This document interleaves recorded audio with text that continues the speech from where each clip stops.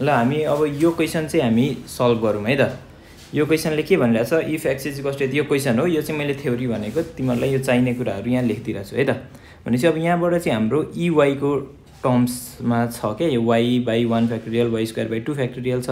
भनेपछि यसलाई मैले e⁻⁻y भनेको कति हुने रहेछ भन्दाखेरि 1 - y/1 factorial plus y² divided by 2 factorial minus y³ divided by 3 factorial अनि त्यसपछि प्लस डट डट डट छ है त।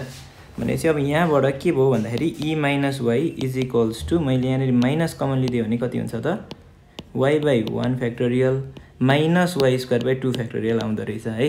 अनि त्यसपछि plus y³ 3 factorial plus dot dot dot आउँदो रहेछ। भनेपछि यो जुन मलाई हामीलाई यहाँनिर चाहिएको छ नि, यो कुरा चाहिँ मैले निकाल्न खोजिरहेको छु है त।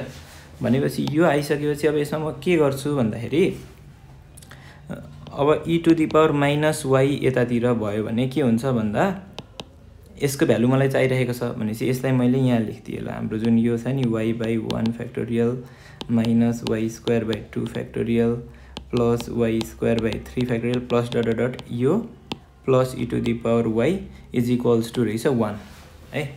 भनेपछि यो भनेको चाहिँ कति रहेछ त भन्ने कुरा हामीले यहाँबाट सल्भ गरौँ है त।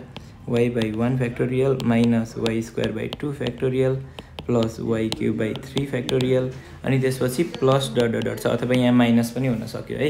इज इक्वल्स टु कति भयो त 1 - e⁻⁻y रहेछ। अब सो मैले यो भनेको त कति दिएको छ त क्वेसनले भन्दाखेरि बाई क्वेसन भनेर लेखिदिएँ मैले है। क्वेसनले यो भनेको दिएको छ हामीलाई, यो भनेको त x दिएको छ हो। भनेपछि यहाँनिर के लेख्नु पर्यो, x is equals to 1 - e⁻⁻y। अब हामीले सल्भ गरेर y को भ्यालु निकाल्नु पर्ने छ। भनेपछि मैले यो e⁻⁻y लाई यहाँ राखिदिन्छु, इज इक्वल्स टु कति हुन्छ त 1/x हुन्छ। ठिक छ, हामीले यति गर्न सक्यौँ। अब अपरेट गर ल, अपरेटिङ। अब यो y को भ्यालु चाहियो भने e को ठाउँमा छ भने हामीले के गर्छौँ, अपरेटिङ लग e अथवा ln है, एउटै कुरा हो। लग e अन बोथ साइड गर्छौँ हामीले, अन बोथ साइड्स गर्छौँ। अब त्यो गरिसकेपछि के हुन्छ भन्दाखेरि यहाँनिर लग e अनि त्यसपछि माइनस y हुन्छ, इज इक्वल्स टु कति हुन्छ त लग e 1 - x हुन्छ है त। भनेपछि अब यहाँनिर हामीलाई के थाहा छ भन्दाखेरि फर्मुला भनेको यहाँनिर एउटा फर्मुला के थाहा छ भन्दाखेरि लग e अनि त्यसपछि यहाँनिर ex छ भने यो भनेकै x हो। भनेपछि हाम्रो यहाँबाट माइनस y भनेको कति आयो त भन्दा अब यसको एक्सपान्सन लग e को फर्मुला चाहियो हामीलाई। लग e भनेको के हुन्छ भन्दाखेरि x बाट सुरु हुन्छ हैन, x बाट सुरु हुन्छ तर माइनस छ भने सबै माइनस हुन्छ, माइनस x हुन्छ अनि माइनस कति हुन्छ x² 2 हुन्छ अनि माइनस x³ 3 हुन्छ अनि त्यसपछि के हुन्छ त माइनस x4/4 हुन्छ प्लस डट डट डट हुन्छ। ठिक छ, यो लिने बित्तिकै हाम्रो यसलाई मैले एक्सपान्ड गरिदिएको है। अब यहाँनिर मैले सिन्स भनेर लेखिदिन्छु ल। सिन्स मलाई के थाहा छ अरे लग e 1 - x भनेको चाहिँ माइनस x माइनस x² 2 अनि माइनस अनि त्यसपछि x³ 3 डट डट डट छ क्या। यो चाहिँ फर्मुलै हो है त लगवालाको।